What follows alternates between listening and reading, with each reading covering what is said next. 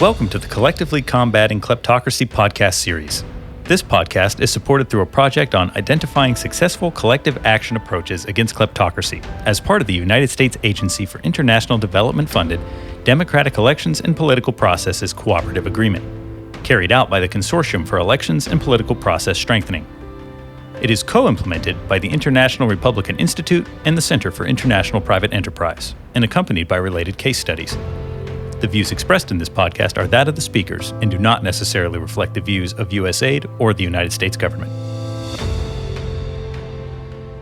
Hello, and welcome to another episode in this series of podcasts on collective action against kleptocracy. My name is Max Levites, and I'm a senior governance specialist at the International Republican Institute. In this episode, we'll be discussing Malaysia and the collective action that took place following the infamous 1MDB scandal. So our guest today is P. Gunasegaram. Guna has 45 years of experience as a teacher, journalist, analyst, columnist, and author. He was an editor at major publications in Malaysia, including Focus Malaysia, KiniBiz, The Star, The Edge, Malaysian Business, and Business Times, and currently writes 2 columns a week for Malaysia's leading news portal, Malaysia Kini. He has also written 3 books, including one titled 1MDB, The Scandal That Brought Down a Government. Welcome, Guna, and thanks so much for being here. Thank you. Good to be here. I guess I just want to start by asking, can you give us a little bit more context about the 1MDB scandal and kind of the background that led to the collective action movement around that? Initially, at least, there was no planned collective action as such, but they eventually developed a sort of concerted action in terms of reporting by some of the media. So I was involved in it when I was with KiniBiz, which is a business news portal, a joint venture with Malaysia's most popular news portal, Malaysia Kini. So we started writing about Malaysia Kini in a big way in March 2013, which is before most people had actually even started mentioning Malaysia Kini. So we started with an 8-part series in March 2013, and we had several other series throughout the year. The 1MDB scandal is, as it turned out, was many billions of US dollars were borrowed from bonds raised, which were arranged by Goldman Sachs. So 1MDB actually stands for One Malaysia Development Berhard, which is a strategic development company. Although it is commonly referred to as a sovereign wealth fund, it is not, because it is not managing any money as such. It is actually borrowing the money to invest in what was supposed to be strategic investments for Malaysia. So what transpired was most of the money was borrowed through bonds arranged by Goldman Sachs, which amounted to about US $6.5 billion. And there were also other amounts of money which were borrowed by others, such as local bank, Arab Malaysian, AMMB bank. So in all, it involved perhaps about $7 billion US dollars, most of which went missing.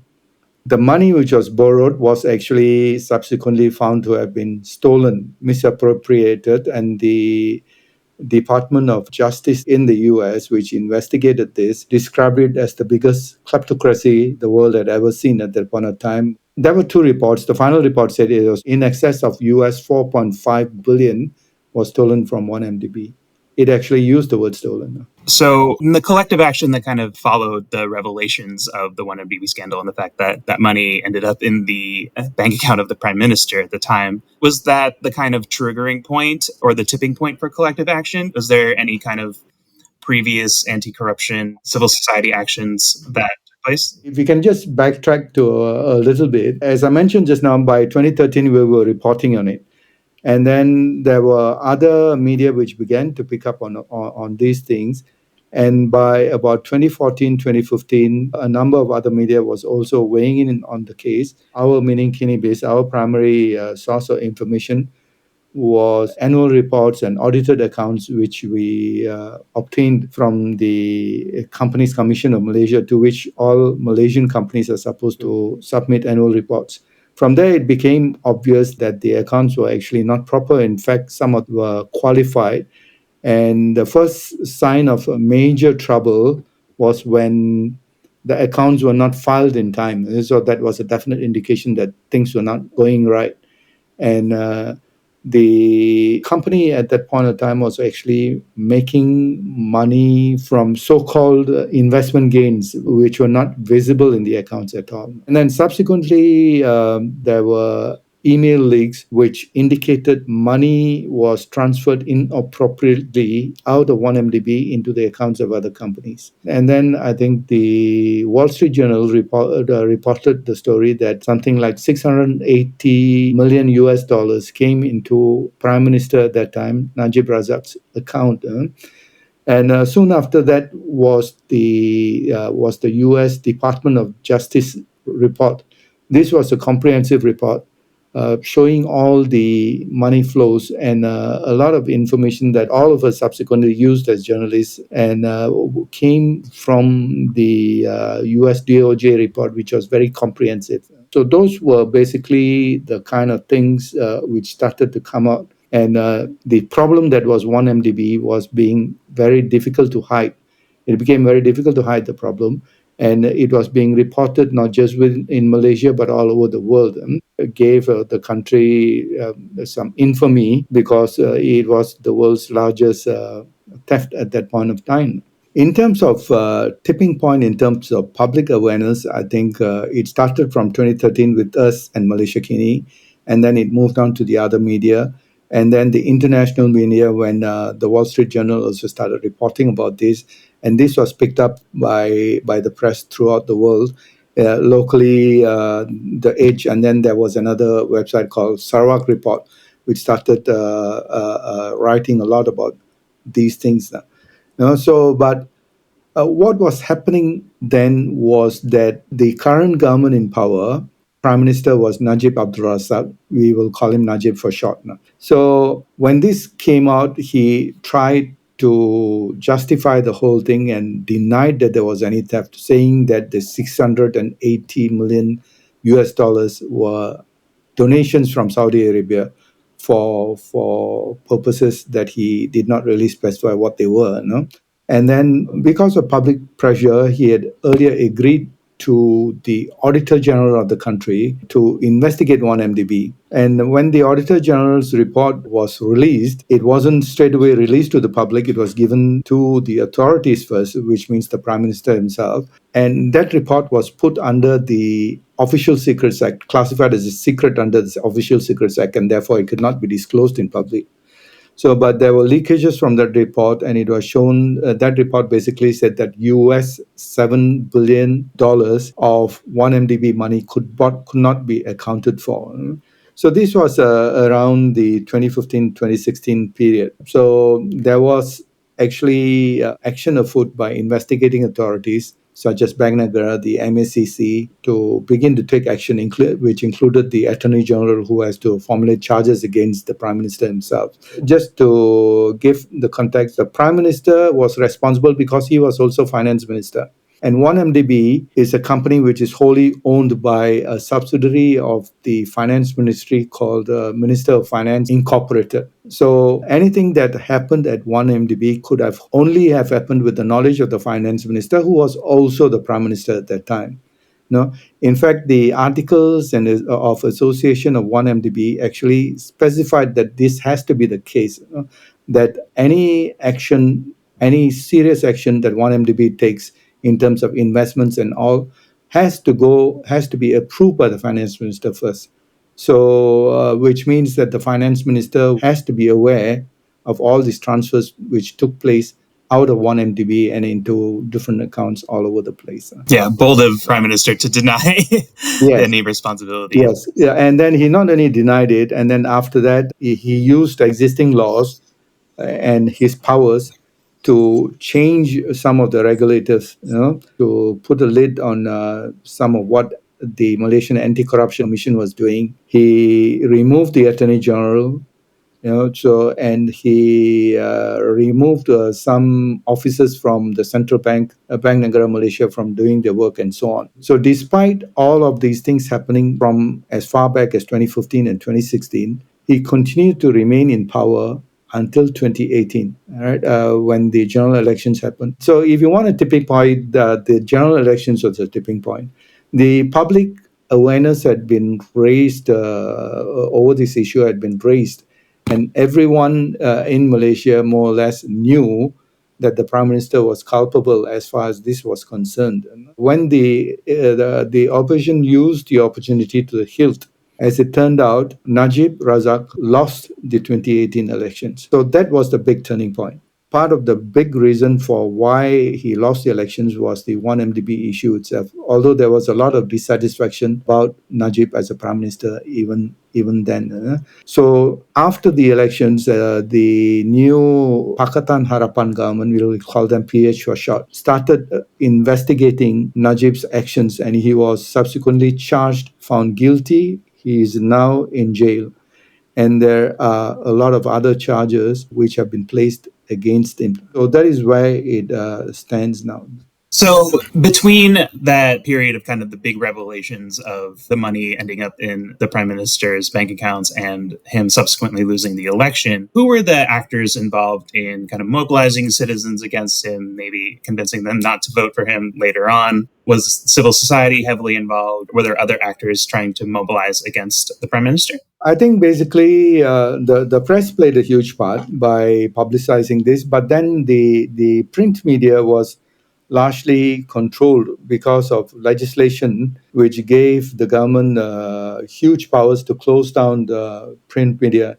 In fact, one print media, The Age, which ran a weekly publication and also had an online presence, was banned during this period.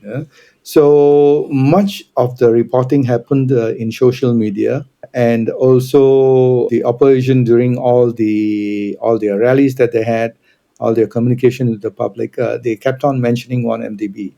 And in fact, during the election campaign, the opposition openly called him a thief. So it was that kind of a thing.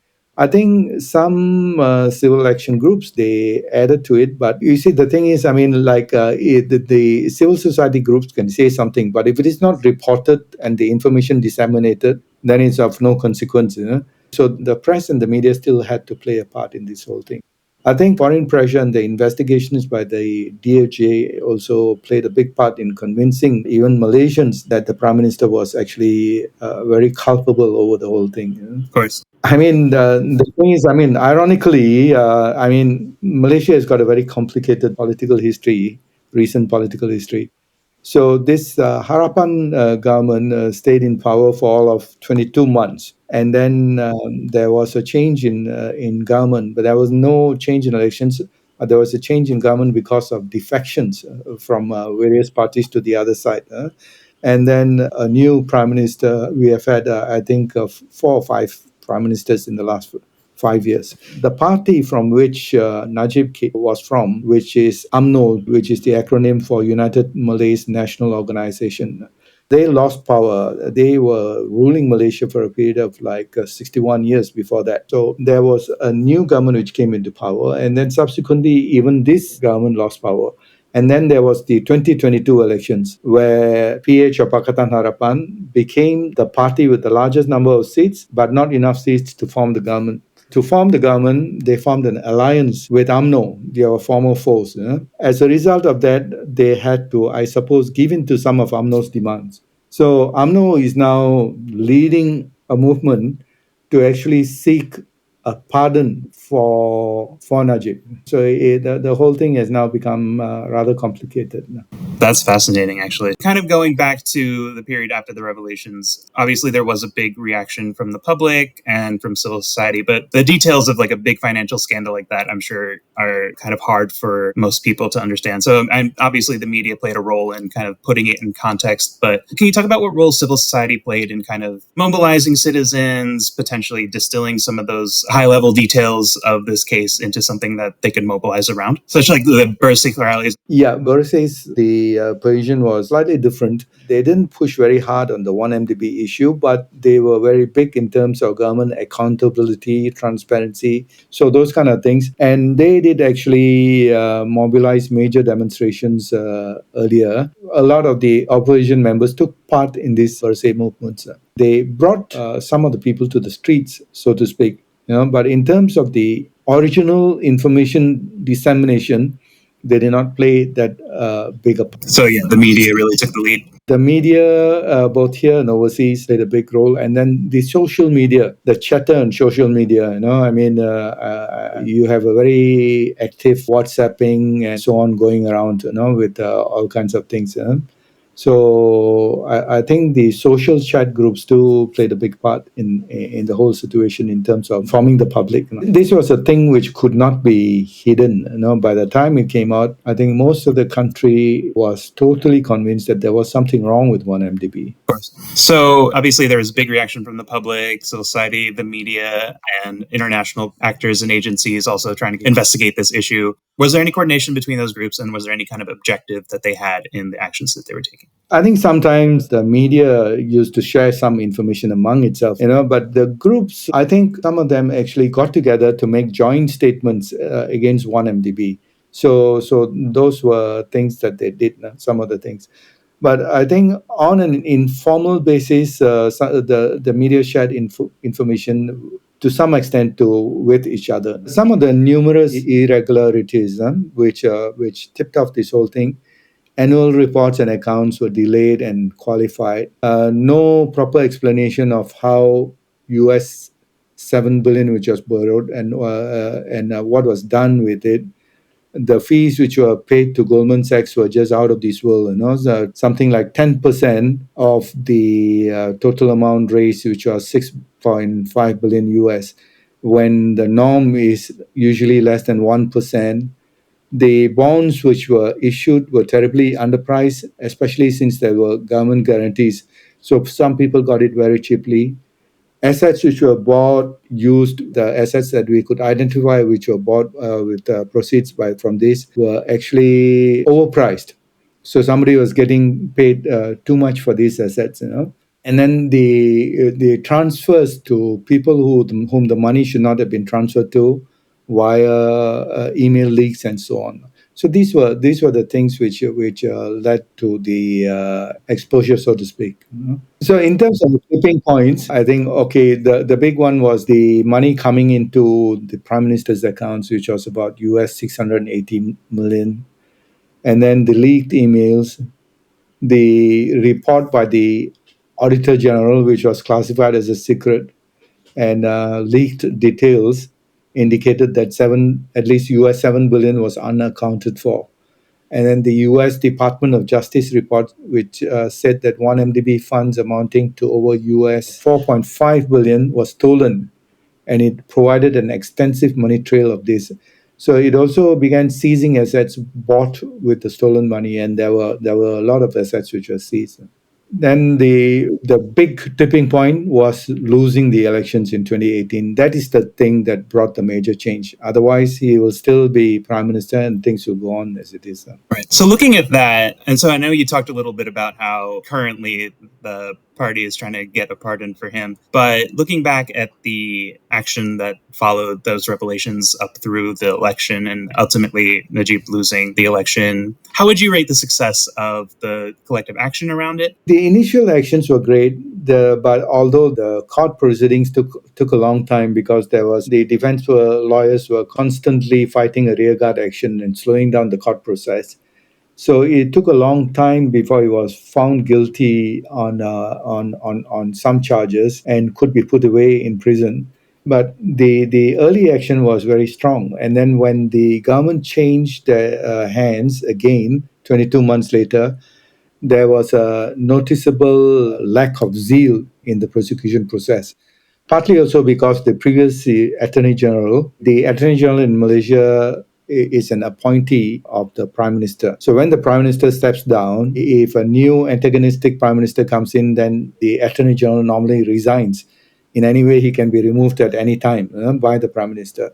So there was a change in the Attorney General. So the prosecution process after that slowed down a lot. The amount of action that was taking place, especially in terms of the action against Goldman Sachs, reduced a hell of a lot after the change in government. So which was something which is lamentable, because the previous AG had actually had the Goldman Sachs on the ropes. They were actually pressing criminal charges against some 18 directors of Goldman Sachs at that point of time.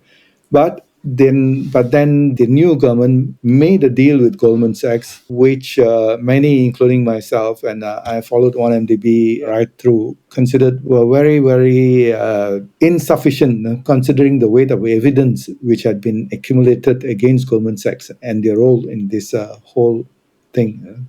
Of course, yeah, it's a very complicated scandal. Yeah, the amount of compensation that the next Malaysian government agreed with Goldman Sachs was just too little, given Goldman Sachs' role in it and given that Goldman Sachs had little defense for what they did. So what are some lessons that people looking to engage in collective action against kleptocracy can take away from the Malaysia case? I think for all countries, developing as well as developed, one should push for proper governance measures to be put in place for all government corporations, especially in terms of how money is handled. In the case of 1MDB, there was very little control over 1MDB. We have to ensure that there is proper governance of all government funds. Media played a big part in bringing this whole thing about. So one should push for the setting up of independent media, which can be set up in the social media space so that awareness can be built up over suspicious events, questions raised, and public pressure put on these top politicians to behave. So, in other words, using the media to push this concept of accountability onto politicians. Another one would be to work with international regulators and enforcement agencies to stop money laundering. I know there are measures which have been done, but the measures which are being taken are sorely inadequate at this point of time. 1MDB could not have happened without the connivance of large financial international institutions, not just Goldman Sachs, but many other big names in the industry. These banks facilitated the transfer of money without asking the proper questions. Very few of them have been brought into account as far as this is concerned. And we know that big names, such as HSBC, Standard Chartered, and others have made settlements in the billions where it involved money laundering. But nobody has been brought to account. They only paid fines. So unless you impose definite custodial sentences on those who are responsible for these, that's not going to change. Because, if you don't get caught, you make a lot of money. If you get caught, you don't get charged. But what happens is your employer pays a huge, big fine on your behalf. So very few people have been brought to account, say, in Goldman Sachs, for instance. There's only one person who's in prison from Goldman Sachs as a result of this entire episode. Whereas so many people in the Goldman Sachs hierarchy were aware of this, or should have been. I think one has to make financial institutions more responsible for their actions. In the case of Goldman Sachs, their top executives must have known and approved of what happened, but only 2 of them were ever charged. The custodial sentences are very important to do this. I think you might remember the case of Enron, when they fixed the oil futures market, wasn't it at that point of time? The CEO went to jail for 25 years. But that kind of action is no longer there now.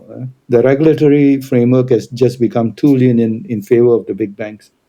Yeah, I think this case, more than some of the others that we're looking at as part of this project, has that really transnational component. It's easy enough to keep the actual kleptocrat in question accountable, but actually targeting the enablers of kleptocracy internationally is much harder, especially if you're working through grassroots collective action, for sure. So that is, I think, an interesting lesson that we can take away from Malaysia that is pretty unique to this case. So thank you so much, Guna. This was a really enlightening conversation about the 1MDB scandal and the collective action that followed that. So thank you so much for being here. It was a pleasure speaking to you. No problem. Thank you for listening to this podcast. For more episodes from the Collectively Combating Kleptocracy series and the full report with case studies, please visit acgc.cipe.org. That's acgc.cipe.org.